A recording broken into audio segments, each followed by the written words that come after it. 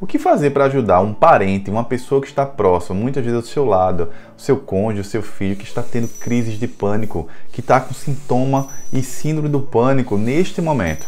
O que eu posso fazer, Cleiton? O vídeo de hoje é sobre isso. Então vamos lá, olha só o que acontece. Um grande problema que as pessoas que sofrem de transtorno de pânico ou transtorno de ansiedade, elas precisam lidar é com os parentes. Aquelas pessoas que estão próximas. Mas só que existe um outro lado da moeda também. Os parentes, né, que estão assim ao lado, por exemplo, a mãe, ou o marido, ou a esposa, o cônjuge que está ali do lado, também sofre junto com essa pessoa. E muitas vezes as pessoas me escrevem, muito comum, o pessoal escrever lá no Instagram, no e-mail, na plataforma da Ansiedade que Liberta, que é o meu programa que eu ensino a tratar as raízes da ansiedade. Como é que eu posso lidar, Cleiton, com uma pessoa que está na minha família sofrendo de transtorno de pânico? Inclusive, tem gente que entra na Ansiedade Liberta apenas para aprender sobre, para poder ajudar um ente querido. Eu vou trazer aqui 3 coisas que aconteceram na minha vida pessoal. Em 2011 e 2012 eu passei por transtorno de pânico e na época, tinha acabado de conhecer a minha namorada na época, que é minha esposa hoje, e ela vivenciou desde a minha primeira crise ali, e eu tive crise em tudo quanto é lugar, na rua, dirigindo, na academia, sozinho em casa à noite, e ela precisou me ajudar de uma forma que foi a melhor forma que ela pôde me ajudar. E é o que eu quero trazer para você, essas 3 formas de você ajudar uma pessoa que sofre de transtorno de pânico. A primeira forma, você tem que entender que a dor é da pessoa, não é sua. Você não tem que abraçar a dor dela, você não tem que ter pena dela. O pior sentimento que você pode entregar para uma pessoa que sofre de transtorno de pânico é a pena. E isso acontecia quando as pessoas olhavam para mim e diziam assim: ah, coitado, ele é doente, agora você é doente, Cleito. A ansiedade é uma doença, é uma química, um problema na sua química cerebral, você simplesmente vai ficar assim para sempre. Coitado, você foi escolhido, você foi amaldiçoado aí para carregar o mal do século aí, né, nas suas costas. Isso é um grande erro. Primeiro, que a ansiedade não é doença. Segundo, que quem tem ansiedade não é fraco. Pelo contrário, é muito mais forte do que imagina, porque a ansiedade é a oportunidade de você retomar o controle da sua mente e entender sobre a sua mente e as suas emoções. A primeira coisa que você precisa ter é compaixão. Compaixão, Cleito, o que é compaixão? Compaixão é a capacidade de deixar o outro seguir a jornada dele. Ah, Cleito, mas é meu marido, Cleito, é a minha esposa. Eu sei, meu querido, mas mesmo assim ele tem a jornada dele. Você precisa deixar que ele cresça com o processo. E aí vem 2 tipos de pessoas. Tem aquela situação que o casal tá lá, juntos 2, e um começa a ter crise de pânico e entra lá no fundo do poço. Essa pessoa não quer ser ajudada, então o cônjuge vai lá, ajuda, estende a mão para ajudar a pessoa. Ah, eu vou te colocar para fazer um curso, ou comprar um livro, ou começar um processo de terapia convencional, uma terapia diferenciada, ou ó, esse vídeo aqui, e a pessoa não quer, porque ela nega, ela não quer ajuda, e aí nesse caso, fatalmente, no curto a médio prazo, essa relação vai terminar. Porque o outro, ele não vai ter nem tem a obrigação, nem vai ter paciência de ficar com a pessoa que precisa de ajuda e ela não reconhece isso. Então o outro tem que querer ser ajudado. Esse é o grande pilar.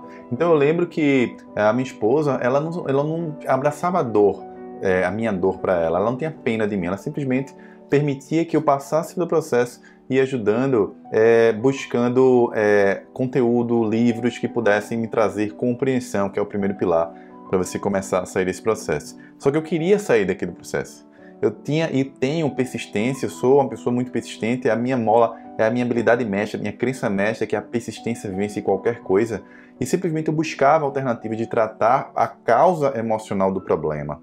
E esse é o grande pilar. Você precisa ter compaixão, mas o outro tem que querer também passar pelo processo, e aí sim vai dar certo em algum momento. Se a pessoa escolher tirar e tratar a ansiedade focando nas raízes emocionais, ela vai crescer muito mais forte do que ela era antes. Então a ansiedade vai transformar essa pessoa num ser muito mais forte, e esse relacionamento tende a ficar ainda mais forte. A segunda coisa que você pode fazer para ajudar uma pessoa que sofre de ansiedade é simplesmente deixando ela livre. Cleiton, olha que interessante, como assim livre, Cleiton? Livre é deixando ela fazer as próprias escolhas. Você pode até pesquisar na internet sobre isso, recomendar um vídeo, mandar um vídeo para ela, você pode mandar até esse vídeo aqui para ela, ou qualquer outro tipo de material, conteúdo de alta qualidade. Ela tem que sentir que ela quer aquele processo. Às vezes a pessoa passa por uma jornada natural. Então vou dar um exemplo. Muitos alunos de Ansiedade Liberta vêm de anos de terapia. Às vezes a pessoa está numa terapia de 4 anos que não tem resultado. Eu pergunto para ela, por que você está há 4 anos fazendo a mesma coisa e esperando um resultado diferente? Isso é insanidade. Isso é completamente insano. Você fazer a mesma coisa e não ter resultado e ficar lá com a esperança que vai ter um resultado diferente. Você tem que mudar a ação para ter um resultado diferente.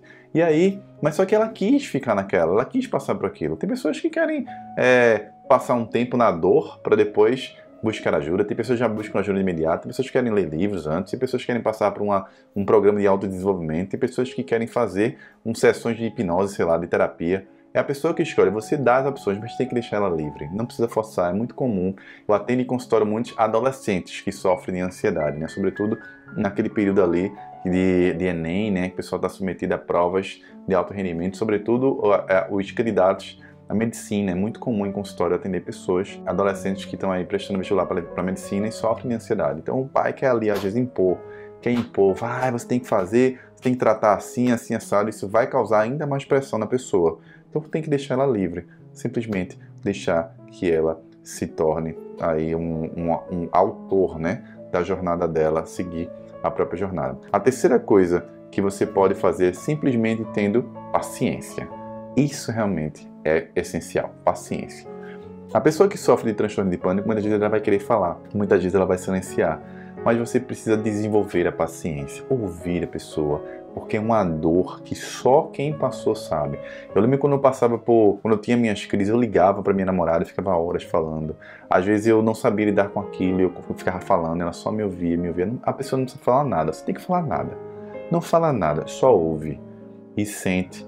E ouve para você sentir, né, não a dor do outro, mas sentir a sensibilidade, ter a sensibilidade de sentir o que ela está passando para você. Ela só quer simplesmente, às vezes, uma pessoa para estar do lado. Às vezes a pessoa quando está com pânico é só uma segurança. Eu lembro que o auge das minhas crises foi quando eu abri a janela do meu apartamento mais ou menos 10 e pouco da noite e tive vontade de tirar a minha própria vida. Tamanha era a dor e a ignorância que eu me encontrava, ignorância no sentido de não saber o que estava acontecendo comigo.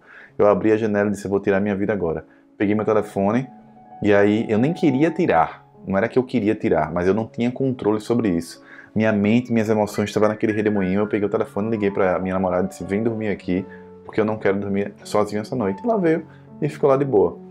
Por quê? Porque às vezes a pessoa só precisa de uma segurança, uma pessoa para estar do lado ali. Então, entrar e ter paciência, entrar em silêncio e ter paciência é um elemento essencial para você ajudar uma pessoa que está passando nesse momento por síndrome do pânico ou transtorno de pânico, qualquer tipo de crise severa de ansiedade. Então eu quero saber de você, se você tem uma pessoa hoje na sua família, eu quero que você escreva aqui embaixo agora para eu saber como é que é essa relação, o que é que você vem fazendo para ajudar essa pessoa. Ou se você está nesse momento passando por isso, escreva aqui embaixo como é que a pessoa que está ao seu lado vem ajudando você de forma positiva ou de forma negativa. Se você não é inscrito no canal, se inscreve aqui no canal, ativa as notificações, tem um sininho aqui para você ser simplesmente avisado pelo YouTube. Se você não fizer isso, o YouTube às vezes não te avisa, para você ser avisado pelo YouTube aí, para você receber os vídeos em primeira mão que a gente vai disponibilizar aqui no canal. Forte abraço, a gente se vê no próximo vídeo.